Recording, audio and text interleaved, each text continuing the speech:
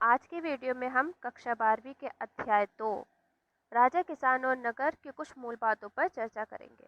अभी तक की जितनी भी वीडियो बनाई गई हैं उस पर हमने ये देखा उन वीडियो में कि किस तरह से छठी शताब्दी ईसा पूर्व में कौन कौन सी मुख्य घटनाएं घट रही थी, किस तरह से नए साम्राज्य और राज्यों का उदय हो रहा था और उनमें किस तरह से व्यापार बहुत ही महत्वपूर्ण था। इन सारी चीज़ों के बारे में जो इतिहासकारों को जानकारी मिलती है वो अभिलेखों के आधार पर मिलती है। अब हम वही जानेंगे कि इन अभिलेखों का अर्थ कैसे निकाला गया, कैसे इनको पढ़ा गया और किन किन कठिनाइयों का सामना इतिहासकारों को करना पड़ा इन अभिलेखों का अध्ययन करते समय। अब जब अभिलेखों का अध्ययन किया जा रहा था या इन्हें पढ़ा जा रहा था तो इतिहासकारों के सामने सबसे बड़ी चुनौती तो यही थी कि किस तरह से इनको पढ़ा जाए और इन पर जो अंकित लिपि है वो कौन सी लिपि है, इसे जानना ही इतिहासकारों के लिए बहुत ही कठिन काम था। लेकिन जब इतिहासकारों के सामने एक ही समय के अलग अलग अभिलेख आए तो उन्होंने इसे पढ़ने की बहुत कोशिश की और अंत में उन्हें सफलता प्राप्त हुई। जैसे हमारे सामने एक अभिलेख है, यहाँ हमें दिखाई दे रहा है एक चित्र।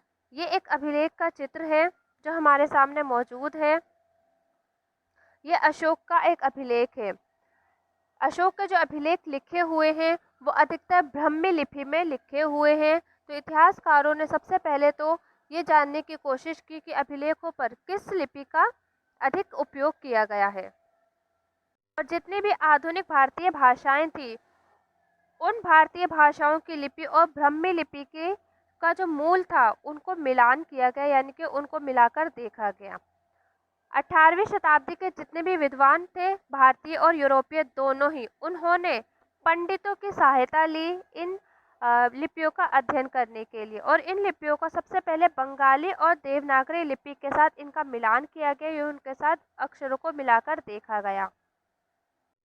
जब इनको इन लिपियों के साथ मिलाकर देखा गया तो कुछ विद्वानों का ये कहना था कि इसमें जिस लिपि का इस्तेमाल किया गया है या जिस भाषा का इस्तेमाल किया गया है वो संस्कृत है, यानी संस्कृत में इन्हें लिखा गया है।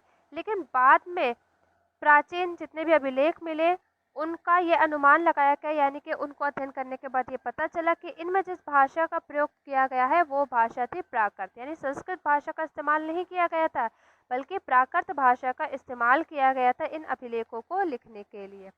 और आखिरकार बहुत कड़ी मेहनत के बाद एक वैज्ञानिक जिनका नाम जेम्स प्रिंसेप थे, उन्होंने लगभग 1838 में ब्राह्मी लिपि का अध्ययन कर लिया, यानी कि उसका अर्थ निकाल लिया। और इसका अर्थ किस आधार पर निकाला गया? बंगाली और देवनागरी लिपियों के साथ इसका मिलान करने के बाद इसका अर्थ निकाला गया। इसमें क्या किया गया, जो पुराने अक्षर थे उनको ब्राह्मी देवनागरी जो लिपि थी उसके साथ मिलाकर रखा गया और देखा गया कि जो प्राचीन लिपि थी, जो हमारे सामने ये फिगर है उसमें प्राचीन लिपि इस साइड है और दूसरे साइड सीधे हाथ की तरफ जो है वो देवनागरी लिपि है। तो इन्होंने प्राचीन और देवनागरी लिपि का आपस में मिलान किया और आपस में मिलान करने के बाद इन्हें ज्ञान हुआ कि किस तरह से ब्राह्मी लिपियों में अक्षरों का इस्तेमाल किया गया है। उस आधार पर ब्राह्मी लिपि का अर्थ निकाला गया देवनागरी और बंगाली लिपि के साथ उसका मिलान करने के बाद, और ये सफलता जेम्स प्रिंसेप को 1838 में मिली। ब्राह्मी लिपि के अध्ययन के बाद अब हम ये जानेंगे कि किस तरह से खरोष्ठी लिपि का अध्ययन किया गया और इस लिपि को पढ़ा गया। इसकी जो कहानी है वो ब्राह्मी लिपि के अध्ययन से बहुत अलग है। ब्राह्मी लिपि में देवनागरी और बंगाली लिपि के साथ ब्राह्मी लिपि का मिलान करने के बाद इसका अर्थ निकाला गया, लेकिन खरोष्ठी लिपि के साथ ऐसा नहीं था। खरोष्ठी लिपि का जो अध्ययन किया गया उसकी कहानी ब्राह्मी लिपि से अलग है, क्योंकि इस समय में पश्चिम उत्तर भारत के अंदर जो शासक शासन कर रहे थे वो थे हिंद यूनानी शासक, यानी लगभग दूसरी शताब्दी ईसा पूर्व की बात है। दूसरी शताब्दी ईसा पूर्व में भारत के अंदर जो शासन कर रहे थे वो थे हिंद यूनानी शासक। इनके द्वारा यहाँ पर शासन किया गया था और जब इनके द्वारा यहाँ शासन किया जा रहा था तो इन्होंने यहाँ पे बहुत से सिक्कों का प्रचलन किया था, यानी यहाँ पे बहुत से सिक्के जारी किए थे। इन सिक्कों की ये विशेषता थी कि इन पर राजाओं के नाम यूनानी और खरोष्ठी दोनों लिपियों में ही लिखे गए थे। जब सिक्कों पर यूनानी और खरोष्टी लिपियों में ही शासकों के नाम लिखे गए और पहले ही जो यूरोपीय इतिहासकार थे या पुरातात्विक थे, उन्होंने पहले ही जो यूनानी भाषा थी उसके बारे में जानकारी हासिल कर ली थी या उसका अर्थ निकाल लिया था। तो यहाँ पर अब खरोष्टी लिपि का जो अर्थ था उसको निकालना आसान हो गया, क्योंकि सिक्कों पर पहले ही यूनानी और खरोष्टी दोनों ही लिपियों में लिखा गया था। अब यूनानी और खरोष्टी जो लिपियां थी उनको जो अक्षर थे उनको मिलाया गया, उनका मेल किया गया और उनका मेल करने के बाद आसानी से इन लिपियों को पढ़ लिया गया। जैसा कि एक सिक्के पर लिखा था अपोलोडोट्स नाम लिखा था, जिसमें उसको जो लिखा गया था उसको किस तरीके से लिखा गया था, उसका क्या तरीका था लिखने के लिए, उसमें किस तरह से अ अक्षर का इस्तेमाल किया गया था।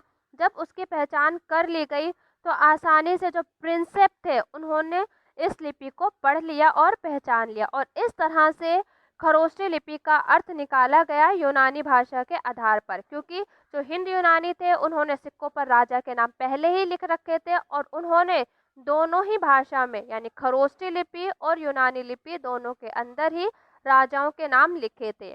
जब यूनानी और खरोष्टी लिपि को एक साथ रखा गया, क्योंकि यूनानी जो लिपि थी उसका अर्थ पहले ही जो यूरोपीय विद्वान थे उनके अक्षरों का मेल करके उनका अर्थ निकाल चुके थे और जब इन दोनों लिपियों को साथ में रखा गया तो आराम से ये पता चल गया कि किस तरह के अक्षर या कौन से अक्षर इस पे बने हुए हैं और इस तरह से खरोष्टी लिपि को पढ़ लिया गया। बाद अब हम ये जानेंगे कि किस तरह से इतिहासकारों ने अभिलेखों का इस्तेमाल एक ऐतिहासिक साक्ष्य के रूप में किया था। इसमें सबसे पहले तो हम पढ़ेंगे अभिलेख शास्त्री। अब ये अभिलेख शास्त्री होते कौन है? अभिलेख शास्त्री उन व्यक्तियों को कहा जाता था जो अभिलेखों को पढ़ते थे और उनको समझते थे या उनका पूरी तरह से अध्ययन करते थे कि अभिलेखों पर क्या लिखा है, क्या नहीं लिखा, कौन सी भाषा का इस्तेमाल किया गया है, कौन सी लिपि का इस्तेमाल किया गया है, अभिलेख कितने पुराने हैं। यानी अभिलेखों का जो पूरी तरह से अध्ययन करते हैं उन्हें अभिलेख शास्त्री कहा जाता है। अब अभिलेख शास्त्रियों ने जब अभिलेखों का अध्ययन किया तो उन्हें ये पता चला कि बहुत सारे अभिलेख ऐसे हैं जिन पर राजा ने अपनी उपाधियां लिखी हुई हैं, जैसे कि अशोक के लिए उपाधि थी देवानुप्रिय यानी देवताओं का प्रिय, प्रियदर्शी यानी सुंदर मुख वाला यानी देखने में सुंदर, इस तरह की उपाधियां थी। लेकिन कुछ अभिलेख ऐसे थे जिन पर राजा के नाम के साथ यानी अशोक के नाम के साथ उन अभिलेखों पर उसकी उपाधियां भी लिखी हुई थी। इस आधार पर अभिलेख शास्त्रियों को ये ज्ञात हुआ कि इस तरह की जो उपाधियां थी जैसे देवानी प्रिय या प्रियदर्शी, ये उपाधियां अशोक के लिए प्रयुक्त होती थी और इस आधार पर जो अभिलेख थे वो एक ऐतिहासिक साक्ष्य का काम करते हैं हमारे लिए। हमने ये जाना कि अभिलेख किस तरह से हमारे लिए एक ऐतिहासिक साक्ष्य का काम करते हैं। जहां अभिलेख हमारे लिए एक ऐतिहासिक साक्ष्य का काम करते हैं वहीं अभिलेखों की कुछ सीमाएं होती हैं यानी कुछ कमियां होती हैं अभिलेखों की, जिसकी वजह से हमें पूरे इतिहास के बारे में जानकारी प्राप्त नहीं होती। अब हम उनकी कुछ कमियां या कुछ सीमाओं के बारे में पढ़ेंगे कि आखिर इन अभिलेखों की क्या सीमाएं और क्या कमियां होती हैं, वो हम जानेंगे इस वीडियो में। सबसे पहले तो हम ये देखेंगे कि ये जो अभिलेख होते हैं कभी कभी इनकी जो तकनीक होती है उनमें एक सीमा होती है, एक कमी होती है।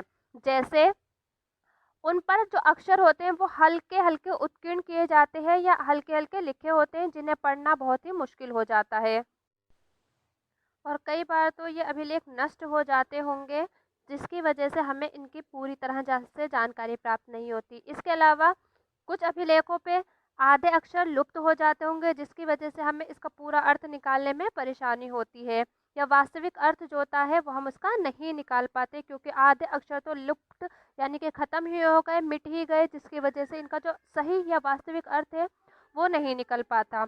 और हमेशा ही इनका जो अर्थ निकालना होता है वो आसान नहीं होता, ये भी हमारे लिए एक समस्या है या एक सीमा है। इसके अलावा कुछ अभिलेख जो होते थे वो कुछ विशेष स्थानों या किसी विशेष समय से ही संबंध रखते थे। इसके अलावा कुछ तो ऐसे अभिलेख होंगे जो शायद आगे समय के लिए बचे ही नहीं होंगे, वो पहले ही नष्ट हो चुके होंगे। इसलिए कुछ अभिलेख तो ये जो अभिलेख हमारे सामने, ये सिर्फ हमारे लिए एक अंश यानी बहुत ही कम है। अधिकतर अभिलेख तो शायद हमारे लिए बचे ही नहीं होंगे। इसके अलावा ये जो अभिलेख हैं हमें केवल राजनीतिक और आर्थिक दृष्टि से बहुत महत्वपूर्ण लगते हैं, क्योंकि ये सिर्फ हमें राजनीतिक और आर्थिक और जो लोग उन्हें लिखवाते थे उनके बारे में जानकारी देते हैं, जबकि ये हमें जो दैनिक दिनचर्या थी या उसकी जो प्रक्रिया थी उसके बारे में हमें नहीं बताते। रोज़मर्रा की जो ज़िंदगी थी या सुख दुख उसके बारे में ये हमें नहीं बताते। इसके अलावा ये हमें केवल कुछ विशेष अवसर जो होते थे उनके बारे में जानकारी देते हैं, और ज़्यादातर ये जो अभिलेख हैं हमेशा ही उन व्यक्तियों के बारे में हमें बताते हैं जो उन्हें लिखवाते या बनवाते थे, यानी कि जिनके द्वारा ये अभिलेख बनवाए जाते थे, ये केवल हमें उनके बारे में ही जानकारी देते हैं। तो ये सब है हमारे सामने अभिलेखों की कुछ सीमाएं या कमियां जो हमारे सामने आती हैं। यानी कि अभिलेख हमें इतिहास तो बताता है, लेकिन कुछ ही चीज़ों का इतिहास बताता है, सारी चीज़ों का इतिहास हमें अभिलेखों से प्राप्त नहीं होता।